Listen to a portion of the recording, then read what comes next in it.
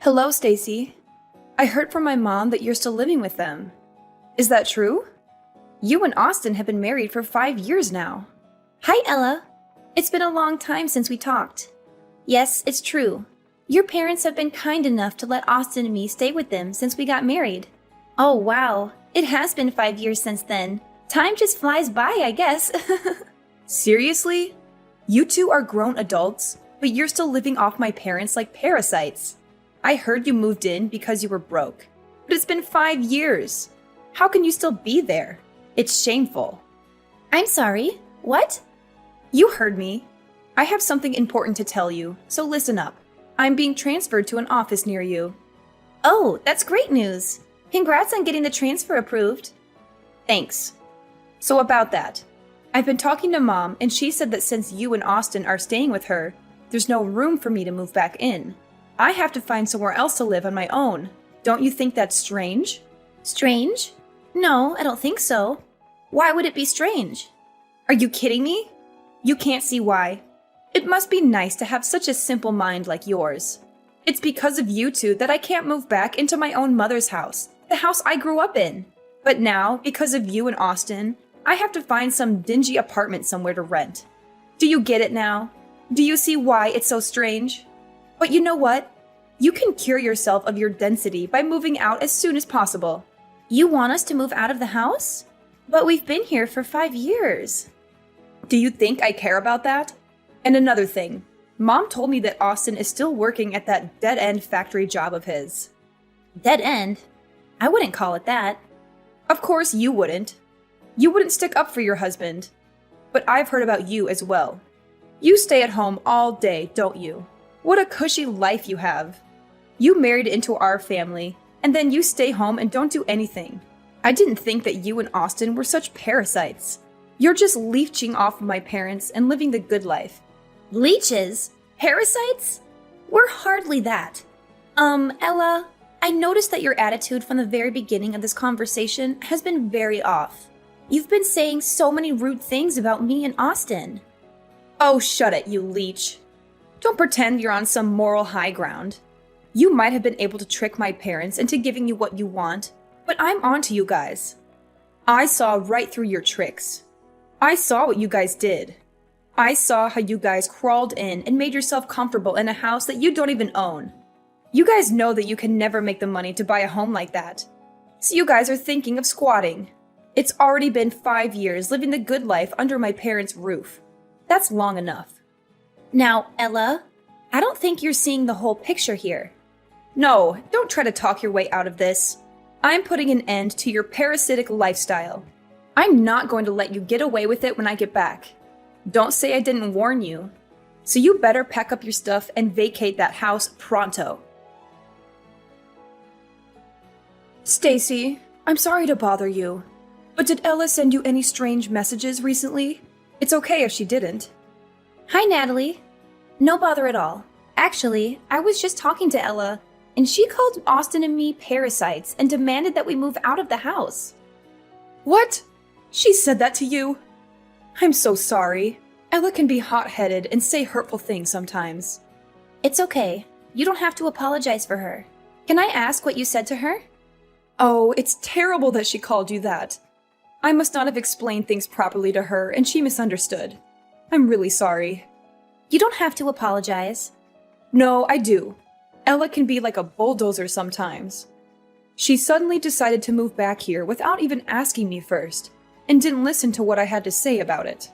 I tried to tell her it was too sudden, and she was putting me on the spot. But she got angry and told me to be happy that she was moving back in. She thought I was lonely without her. But I told her that since you're always at home, I always have you as a companion. That would explain why she thinks I'm unemployed. Yes, it does. And when she asked if I was embarrassed to have a freeloader as a daughter-in-law, I should have stopped her right there. But she had me cornered. I see what happened now. Yes, but it's still no excuse for her behavior. I'm really sorry. Ella has always been obsessed with status and looks down on Austin for not going to college after high school.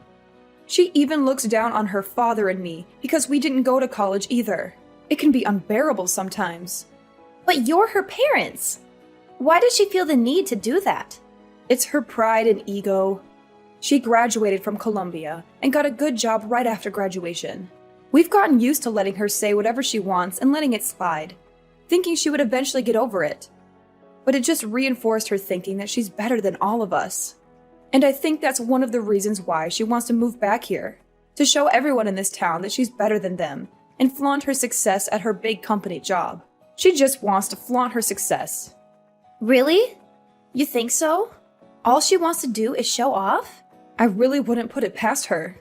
Anyways, about her wanting to move back, you can just leave that to me. I'll figure something out. You don't have to worry about a thing. David and I really like having you and Austin around. We don't want to change anything. Thanks, Natalie. But I don't think you have to do this all alone. Maybe we should hold a family meeting about it. We should get everyone's opinion about this first. Oh, a family meeting? Yes. It'll also be a strength in numbers sort of thing. Because no matter what you say, I don't think Ella would listen. You'll just be throwing more oil on the fire. I can see her saying that Austin and I were the ones that forced you to let us stay or some other accusation like that. I can hear her saying that too. It sounds just like her. I'm glad we understand each other.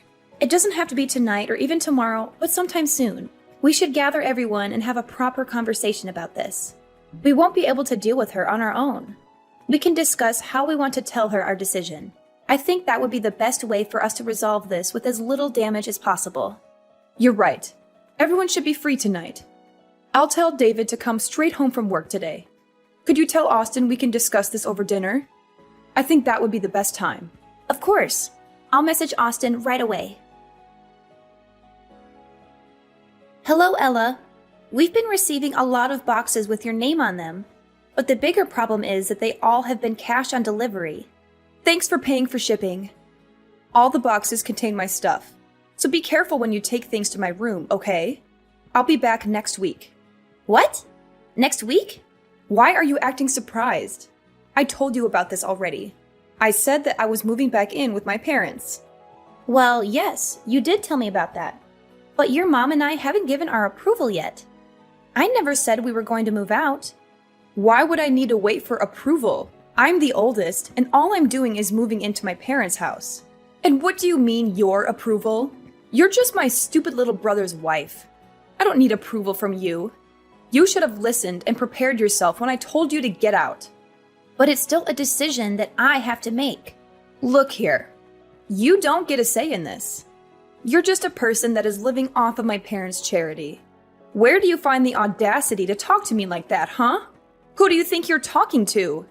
You're nobody married to a nobody who works at a factory. You don't even work yourself. No financial contribution means no say. Even that useless brother of mine needs to get out.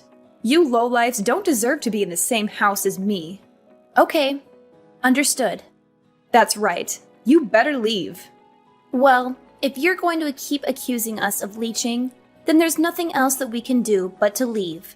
We're going to try our best to get out of here by the end of the week. Would you be able to wait just a little bit longer? Wait? Wait for what? For you to pack up your pathetic belongings and get out of my sight? No, I won't wait. I want you gone by next week. You've overstayed your welcome in this house for far too long. It's time for you to go and never come back. Do you hear me? Hey, Stacy. What the hell happened to the house? You better explain everything to me right now. What do you mean? Oh, stop playing dumb. You know what I'm talking about. I went to the house today, and there was nothing inside. There was no furniture or any appliances. Everything is gone. What am I supposed to do with an empty house? What is going on? Well, this is what you wanted, right? You were the one that told us to get out of there. So we got rid of all the things we didn't need and got out. Austin and I bought all the things that were in the house. So all we did was clean up our stuff. That was what you wanted, right? What? What the hell are you talking about? You left me with an empty house. That's not cleaning it. You're doing this to spite me. And then you go and lie about the furniture? There's no way that a freeloading poor couple like you could afford to buy all that. What you did was theft. Don't think I'll hesitate to call the police on you. You better put everything that you took back. Like I said, that stuff is ours. We paid for it all. The furniture, appliances, and everything else. That's a lie! We've got plenty of receipts to show it. You really shouldn't look down on us. Well, then you need to stop acting above your station. You two are just a pair of leeches. All the two of you are good for is telling lies. Hasn't anyone taught you better? I'm not dumb. I won't fall for it. Why do you constantly accuse us of lying? My parents already spent a lot of time taking care of you, but that doesn't seem to be enough for you. You had to go take everything they owned. How could you do that to them? I really should call the police on you two. Theft is theft, and it doesn't matter who you do it to. You really need to stop with your assumptions. You're making a fool of yourself. Whether you choose to believe us or not, we really did buy everything. Furthermore, we weren't the only people who were taking things out. Your parents helped us do it. So do you really plan on calling the police on your own parents? What? Why would my parents help you two losers? None of this is making any sense. Well, after you messaged me that day, I had a talk with your mother. We had a family meeting that night to talk about what Austin and I should do. Well, it was less formal than it sounds. We all sat down for dinner that day and talked about leaving. As we talked, your parents said that they wanted to go with us. What? Why would they do that when the good kid is finally coming back home? Yes, they weren't too keen on the idea of living with you again. Their exact words were, "We don't want to have to take care of Princess Ella." Rather than spend the rest of their days in servitude, they wanted to come with us instead. That's what your parents said, at least. What the hell? Once we decided on that, we started to do what you wanted. We packed all the things that Austin and I bought, while what we didn't want, we threw away. Then with your parents, we left. We bought each item one at a time, so we didn't realize how many things we had actually bought. It was only when it was time to go that we noticed we had replaced pretty much all the furniture. It really shouldn't have been that surprising, though. We did spend 5 years there, and all we did was replace the things that needed replacing. Hold on now. You're saying that Mom and Dad won't be living here either? That can't be. They can't prefer to go with you. They're just going to leave the house that they bought? Yes, that's right. They are taking a break on the couch close to me right now. They wanted to rest a bit before unpacking all the things for the new house. What new house? I don't understand what they could possibly be thinking. How could they decide to go with you two instead of staying with me? How could they even consider it? You guys are just leeches. You're not better than me. Why would they choose you over me? Nothing good can come from following you two. He's just a factory worker. You're just a parasite disguised as a housewife. There are no benefits in choosing you two. I, on the other hand, have a stable career in a big company. Anyone would see that I am clearly the better choice. You might think that, but that isn't what your parents think. Obviously, your parents have really good reasons to come with us instead of staying with you. For one, Austin owns and manages that factory. As for me, his wife, I work from home, making around $2 million a year. What? Manager? $2 million a year? That's preposterous. It isn't. Therefore, if you want to compare success alone, I'm willing to bet that both Austin and I probably have you beat individually. Staying with us also means that your parents could continue to live as they have been doing for the past 5 years. We've been paying for all their living expenses. You've been doing what? Paying for everything. That's why we paid to replace all their old furniture and appliances. Small expenses like that don't add up to much for Austin and I. So, are we speaking the same language now? Can you accept that logic? I admit you almost had me there for a second. But Austin only graduated from high school. He works at a factory and has a low-ranking office job, so there is no way that he can own it outright. Please stop judging him by only looking at his academic background. You might not know this, but he's been collecting all sorts of certifications while he's been working. Moreover, he would bring big-ticket business accounts to the factory. He was a very valued employee, not to mention that he's been working there for a very long time too. What does that mean? Well, instead of just wasting his years just coasting through college, he decided to get hands-on experience instead.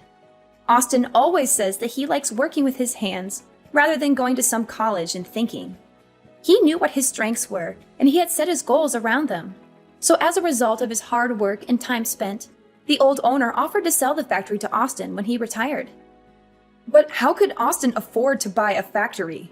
That makes no sense. Well, that's where I came in. Plus, the asking price was pretty reasonable.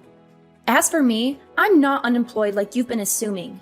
I've been working as a designer, and I have made quite a bit of money, if I do say so myself.